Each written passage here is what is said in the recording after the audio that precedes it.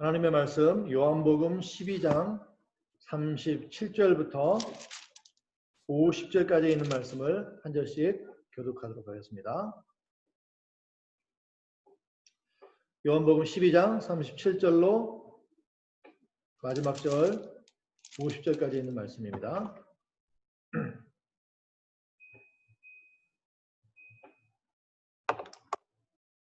찾으신 줄로 알고 제가 먼저 공독합니다. 이렇게 많은 표적을 저희 앞에서 행하셨으나 저를 믿지 아니하니 이는 선지자 이사야의 말씀을 이루려 하심이라. 바로 주여 우리에게 들은 바를 누가 믿었으며 주의 살이 우리에게 나타나였다 하였더라. 저희가 능히 믿지 못한 것은 이 까닭이니 곧 이사야가 다시 일렀으되 저희 눈이 눈을 멀게 하시고 저희 마음을 원하게 하시니 이는 저희로 여여도 눈으로 보고 마음으로 깨닫고 돌이켜 우리에게 보심을 받지 못하게 하려 합니다. 이사야가 이렇게 말한 것은 주의 영광을 보고 주를 가리켜 말한 것이라. 그러나 오는 중에도 저를 믿는 자가 많되 너희 개인들을 인하여 드러나게 말하지 못하니 이는 저희를 하나님과 부러워합니다. 저희는 사람의 영광을 하나님의 영광보다 더 사랑하였더라.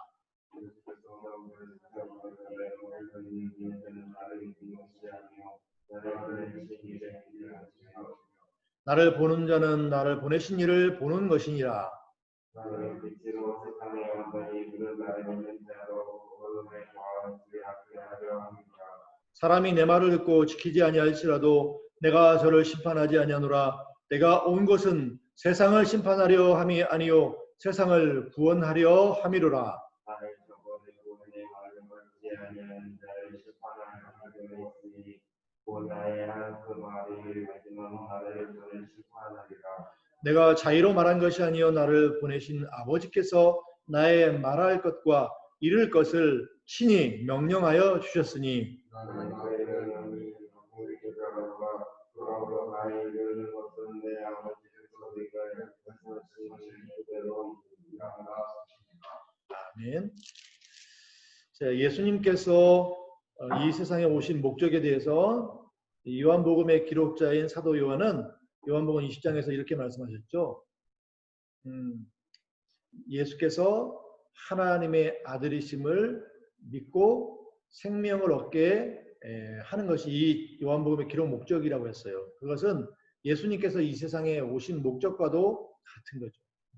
그래서 예수님은 이 세상에 오셔서 공생애를 시작하신 다음에 뭐 준비 기간이라고 하긴 그렇지만 일정한 시간을 계시다가 공생애 정말 예수님이 오신 목적을 직접적으로 이제 이루는 그런 활동을 하신 것을 우리가 공생애라고 해요. 그런데 예수님의 그 공생애의 시작 때부터 회개하라 천국이 가까웠다 이렇게 말씀을 하셨고 또 천국이 임했으니까 천국에 반대되는 사탄의 나라는 이제 없어져야 되는 거잖아요. 천국은 그 사단의 나라를 무너뜨리고 세워지는 거니까. 그래서 예수님께서는 천국이 왔다. 하나님의 나라가 왔다. 이제 천국이 세워진다. 라고 말씀하실 뿐만 아니라 그 나라가 실제적으로 세워지는 일을 하셨어요. 그 대표적인 것 중에 하나가 뭐냐면 귀신을 쫓아내는 거죠. 사단의 나라에서는 귀신이 막 득세를 했지만 이제 하나님의 나라에서는 이 천국에서는 있을 수 없는 거죠. 그래서 귀신 들린 자들에게서 귀신을 쫓아내고 귀신 들린 사람들을 귀신에게서 해방시켜 주신 거죠. 그리고 병도 마찬가지죠. 하늘나라에서는 천국에서는 이 질병이 더 이상 이제 힘을 못 쓰는 거죠. 그래서 예수님이 질병에 걸린 자들을 고쳐주신 거죠. 눈먼 이도 고쳐주시고 또 안진병에도 일으켜주시고 그걸 통해서 예수님은 하나님의 나라가 임했다는 거죠. 그 천국이 곧 영생인 거죠. 거기 천국에서의 생활이 영생이죠. 그걸 주러 오신 분이 천국을 우리에게 세워주시고 또 영생을 우리에게 주러 오신 분이 바로 예수님이시잖아요. 그 예수님은 바로 하나님의 아들이시기 때문에 이런 일을 하실 수가 있는 거죠. 그래서 예수님이 하나님의 아들이시고 천국을 이 땅에 임하게 하려고 오셨고 또 우리에게 영생을 주러 오셨다는 것을 본격적으로 말씀을 하신 거예요. 지금 우리가 읽은 이 요한복음 12장은 그 공생애가 시작된 지 시간이 한참 지나서 이제 그 끝에 다다랐어요. 그 끝은 예수님이 십자가 달려 죽으시고 부활하시는 거죠. 거의 이제 끝에 왔어요. 그러니까 이제까지 예수님께서 천국에 대해서, 영생에 대해서, 그 천국을 세워주시고 영생을 우리에게 주러 오신 것이 바로 예수님이라고 하는 것. 하나님의 아들로서 그걸 우리에게 주러 오셨다는 것을 이미 말씀 많이 하셨잖아요. 그리고 천국이 이 땅에 임했다는 것. 마귀를 쫓아 사단의 권세를 무너뜨리는 일을 하셨고, 또 그에 대해서 많은 말씀을 이미 하셨잖아요. 많은 말씀, 증거와 또 표적으로 증거하셨어요. 자, 그런데 여기서 한 가지 우리가 오늘 말씀에 비추어 보면 생각해 볼 게 뭐냐면, 그런데도 아직도 예수님을 믿지 않는 사람들이 많이 있었다는 거예요. 여기 37절 한번 읽어볼까요?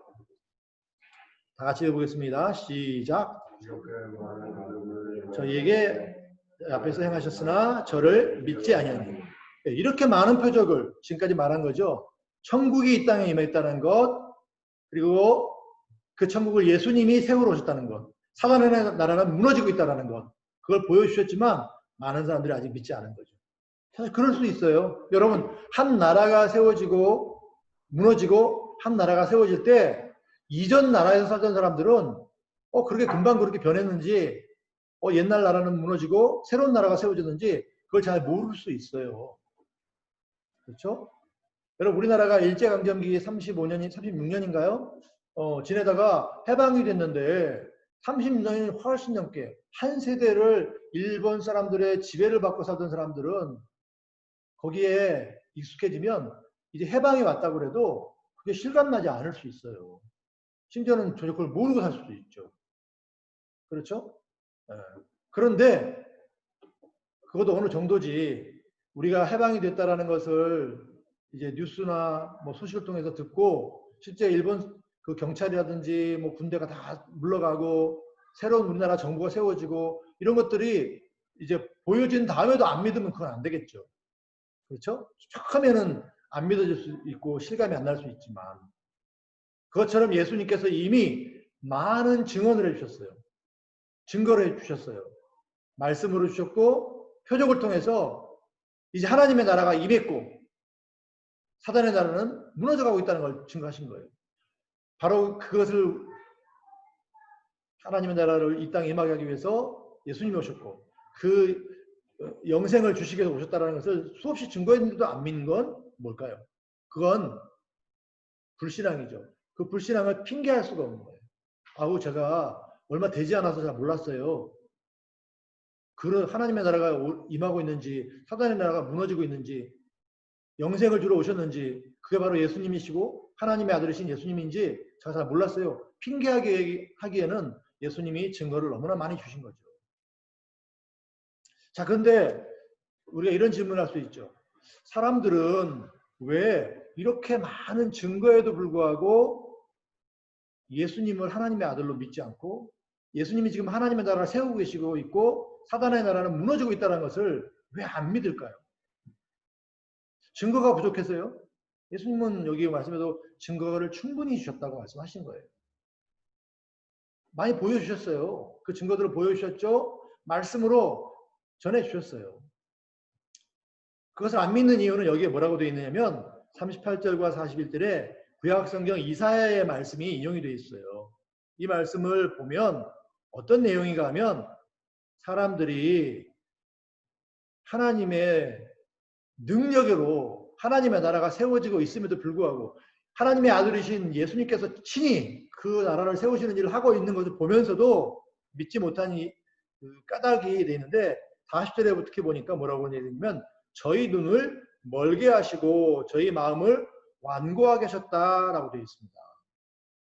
이게 무슨 말이냐면 여러분 우리가 사람이 어떤 일을 보고도 안 믿고 듣고도 안 믿을 때 우리가 이런 말을 해요. 저 사람은 어떤 편견이 있다고 그래요. 편견. 그래서 자기의 생각과 맞지 않는 것, 자기의 신념과 맞지 않는 것을 보면 분명히 사실인데도 안 받아들이는 거예요. 또 반대일 수도 있을 수 있죠. 자기 신념하고 맞고 자기 생각하고 맞으면 거짓인데도 받아들이는 거예요. 그래서 사단의 나라에 속한 자들은 하나님의 나라가 임하고 있고 사단의 나라는 무너졌다는 것을 보면서도 그것을 안 믿는 거예요. 뭐 못 믿는다고 말할 수도 있겠죠. 자, 그래서 우리가 말할 수 있는 건 뭐냐면 이 사람이 하나님의 나라에 속한 사람이냐 아니면 사단의 나라에 속한 사람이냐에 따라서 지금 일어나고 있는 일을 보고 천국이 세워지고 있고 사단의 나라는 무너졌다고 볼 수도 있고 천국이 세워지고 있고 사단의 나라는 무너지고 있는데도 아니야.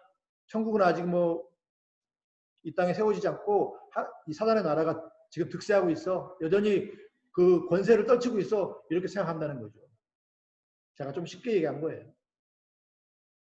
결국에는 하나님께서 택하여 주신 사람 그리고 예수 그리스도를 보고 예수 그리스도께서 행하시는 표적을 보고 예수 그리스도께서 전해주시는 그 말씀을 듣고 천국이 임했다는 것, 예수님이 하나님의 아들이시라는 것을 믿는 사람은 믿게 되는 거고 그렇지 않은 사람은 믿을 수 없게 되는 거죠. 여러분 그래서 우리가 지금 이 자리에 와서 예배드리고 있잖아요. 그리고 비록 믿음이 어리고 연약할지 모르지만 예수님은 하나님의 아들이시고 예수님 때문에 하나님의 나라가 지금 임하고 있고 사단의 나라는 무너졌고 이미 무너졌고 그러나 아직 완성은 안 됐지만 무너지고 있죠. 그리고 언젠가는 반드시 그렇게 된다는 걸 우리가 믿고 있는 이게 하나님 우리를 택하여 주셨고 우리 안에 믿음을 넣어주셨기 때문이다. 우리가 믿게 해주신 거예요. 하나님께서. 그것 때문이다라고 하는 사실을 기억해야 돼요. 물론 우리가 믿는 거죠. 우리가 아는 거고.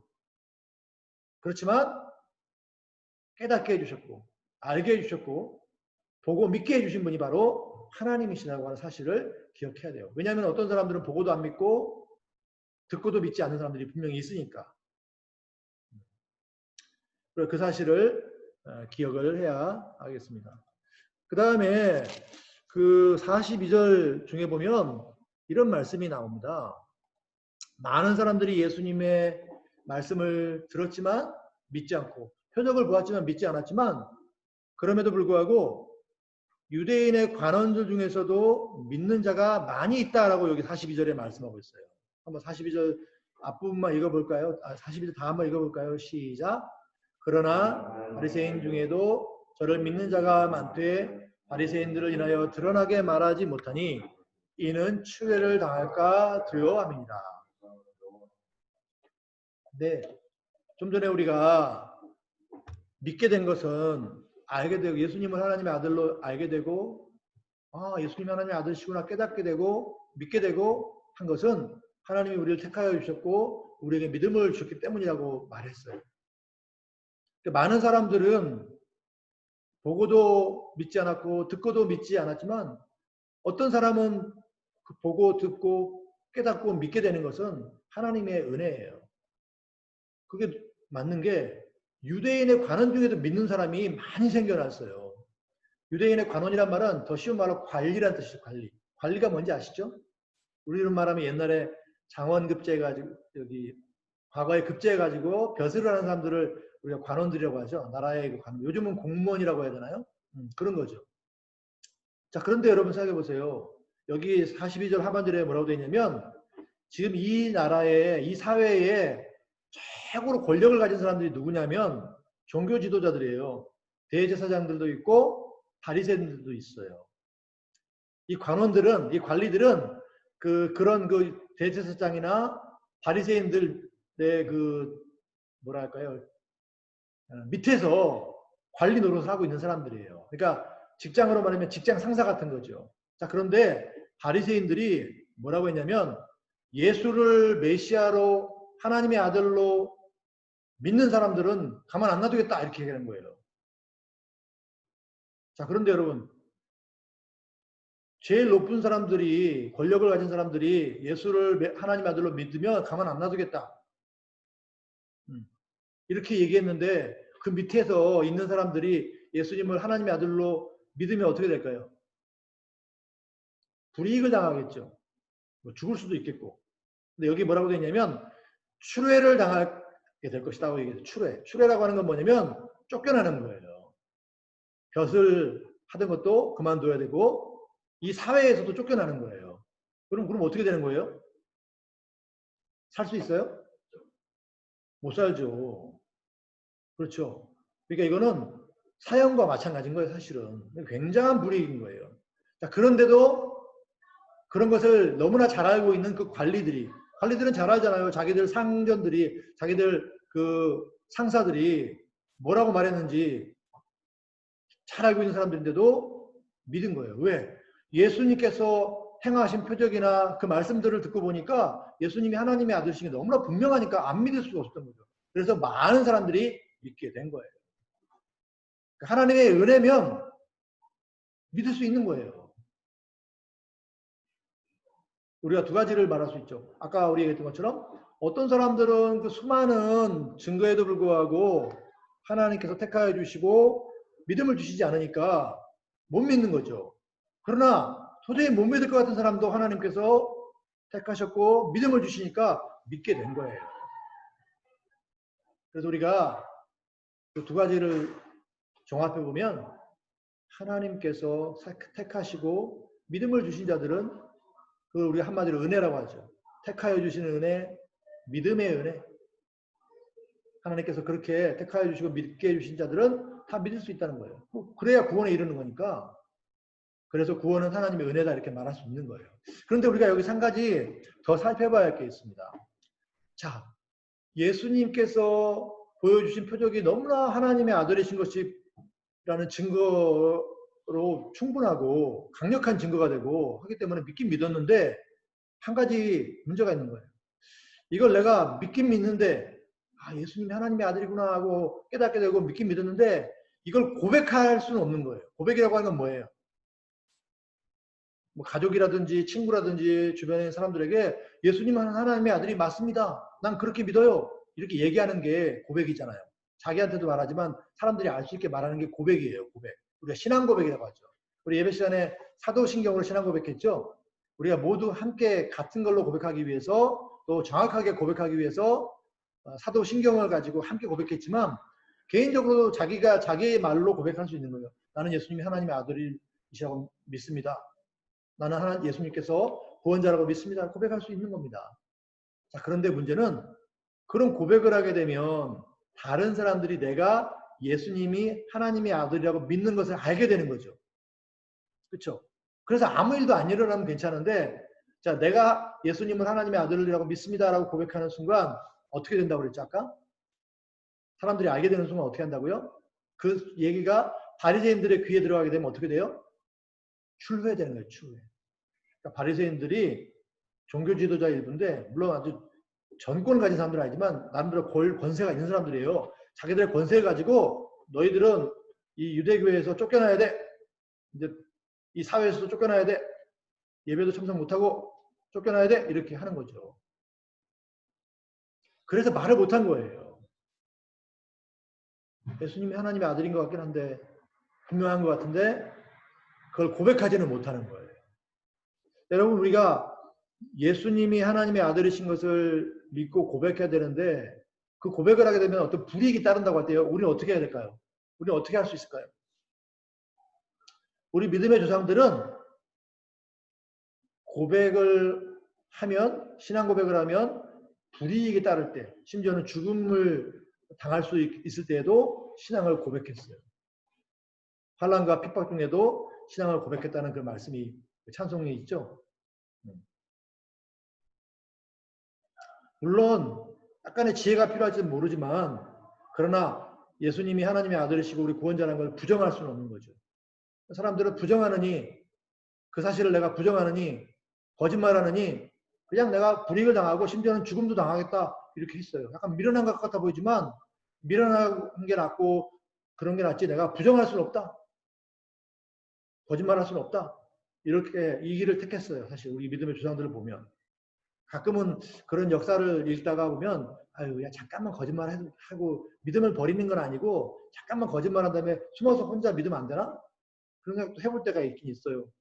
그런데 우리 믿음의 조상들은 그런 분도 계셨지만 많은 분들은 그렇지 않았어요. 죽을지라도 믿음을 신앙을 고백을 했어요.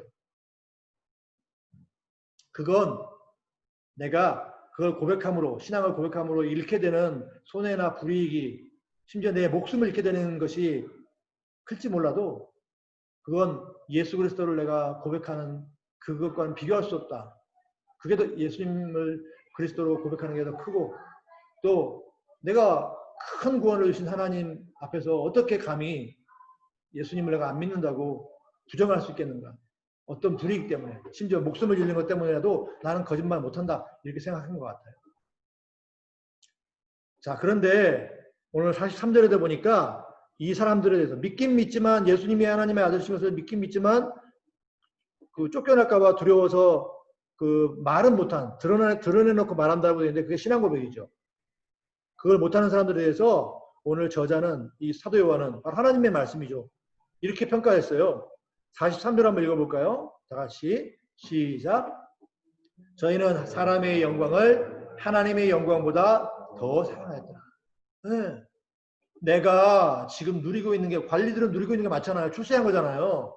돈도 많이 벌고 사람들에게 명예도 존경도 받고 살고 있는데, 이거 내가 믿는다고 괜히 말했다가 그거 다 잃어버리게 되면 어떡해. 명예나 부나 편안함, 생활 이런 거 나쁘냐? 우리 가족들도 마찬가지인데 이렇게 두려워하는 거죠. 그걸 여기 뭐라고 그랬냐면 사람의 영광이라고 했어요.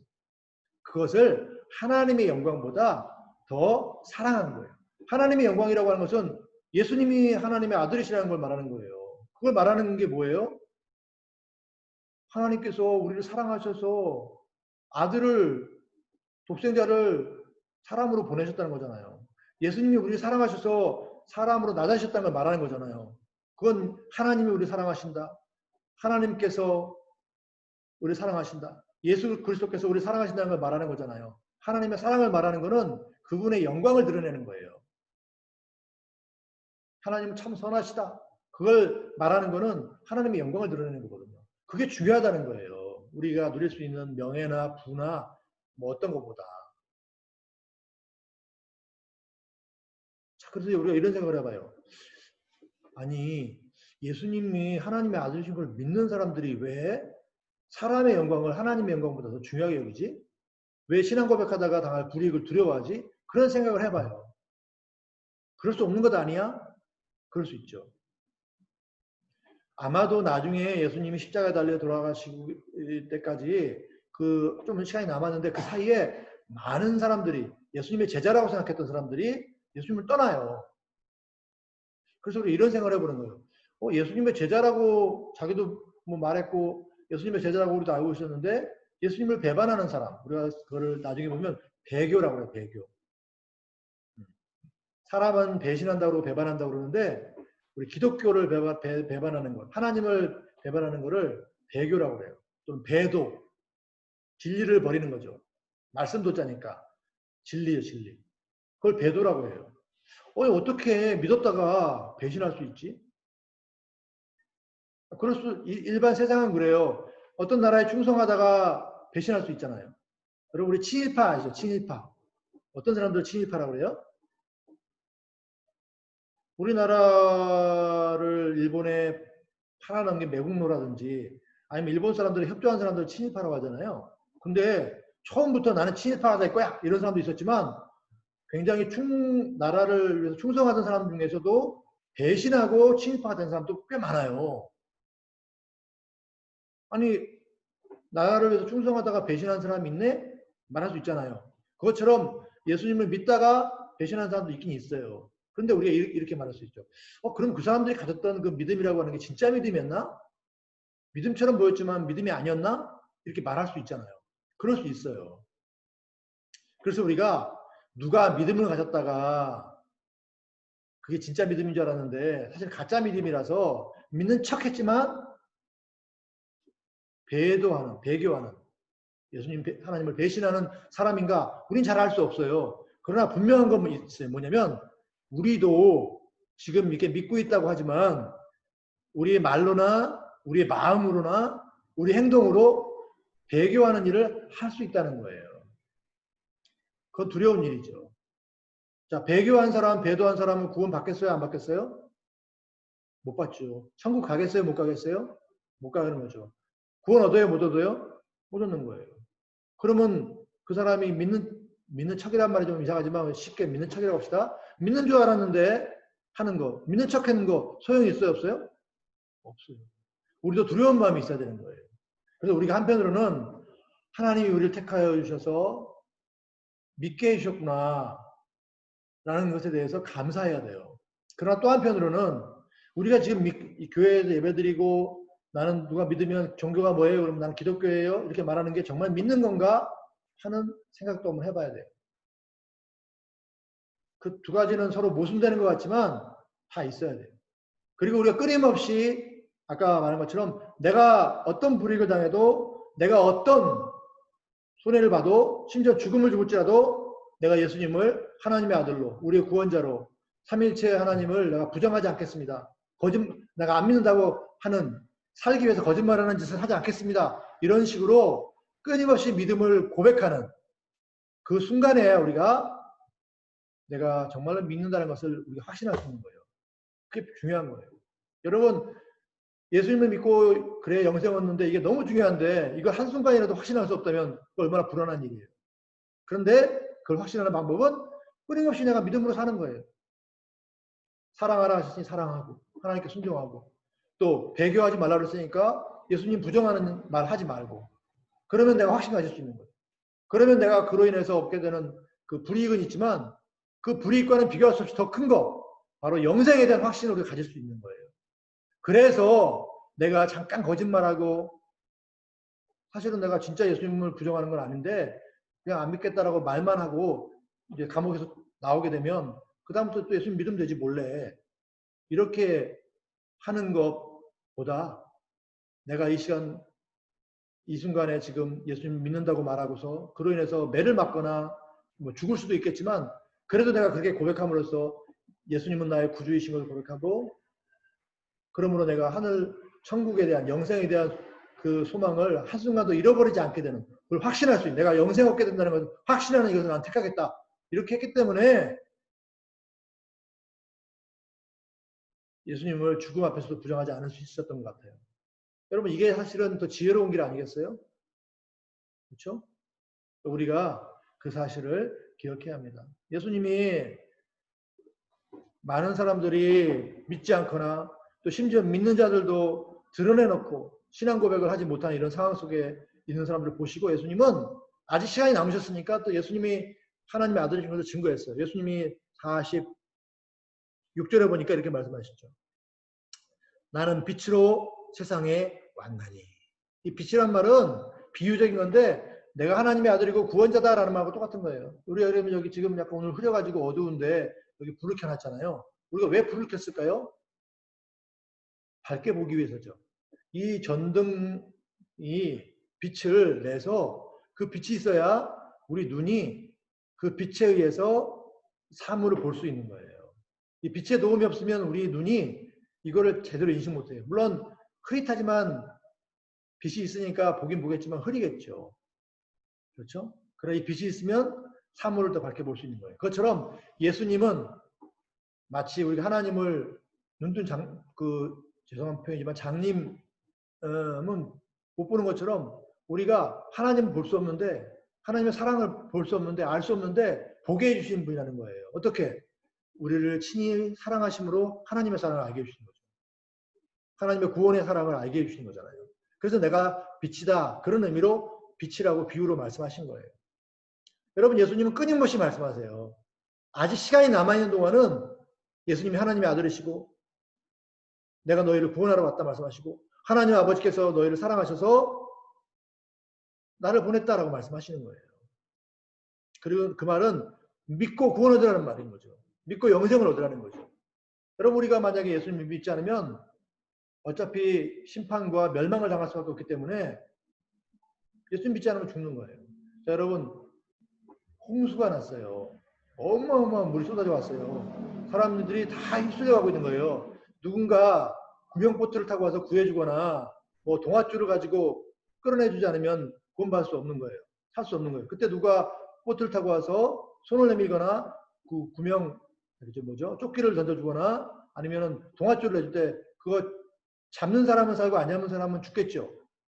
그것처럼 우리는 지금 우리 죄 때문에 심판받고 멸망받을 수밖에 없는데 예수님이 오신 거예요. 예수님을 안 믿는 사람은 그거 못 받는 거예요. 그러나 예수님을 믿는 사람은 심판과 멸망에서 벗어나게 되는 거예요. 그래서 예수님께서 지금 시간이 남아있는 한 전도하시는 거죠. 여러분 우리가 지금도 이미 전도를 받아서 구원받았다고 할 수 있지만 확신에 이르는 일, 아까 얘기했잖아요. 그 일을 해야 됩니다. 여러분 지금 우리가 늘 말하지만 성경을 읽을 때 우리는 예수님의 이 전도를 우리가 직접 듣는 거 똑같은 거예요. 아닌데요. 우리 귀로 듣고 눈으로 봐야 되는 거 아니에요? 그거랑 책을 읽는 거랑 다르잖아요. 그렇지 않아요. 하나님께서 이 세상의 일도 마찬가지지만 과거에 2000년 전에 육신을 입고 오셔서 말씀하시고 보여주신 그것을 보고 들은 사람들이 기록해놓은 것을 읽는 것도 똑같은 거라고 말씀하셨어요. 그래서 성경을 주신 거예요. 여러분 이걸 읽고서 예수님이 하신 말씀, 예수님이 보여주신 표적을 믿는 우리가 돼야 돼요. 그리고 우리 신앙 고백을 통해서 그 믿고 얻은 영생을 끝까지 확신할 수 있는 그 복된 자리에 이르기를 바랍니다. 우리 모두가 다 그렇게 되길 바랍니다. 그걸 위해 기도해야 돼요. 쉽지 않은 일이잖아요. 그렇죠? 불이익이 닥치고 죽을 수 있는데 신앙 고백한다고 쉽지 않잖아요. 그건 기도로 준비해야 되고 하나님의 은혜를 구해야 되는 일이죠. 그리고 하나님께서 지금 우리가 거짓말하거나 예수님 부정해가지고 얻을 수 있는 유익보다 비교할 수 없이 큰 영생이 이미 우리에게 주어졌다는 사실을 확실하게 아는 사람만 죽음 앞에서도 고백할 수 있다는 거예요. 그래서 우리가 확실하게 알아야 돼요. 그래야 그런 고백을 할 수 있습니다. 죽음의 순간에서도. 그리고 그건 아유 안 됐네가 아니라 말할 수 없는 놀라운 그 구원을 그 순간에도 놓치지 않는 거예요. 맛보고 누릴 수 있는 거예요. 그 비결인 거예요. 기도합시다.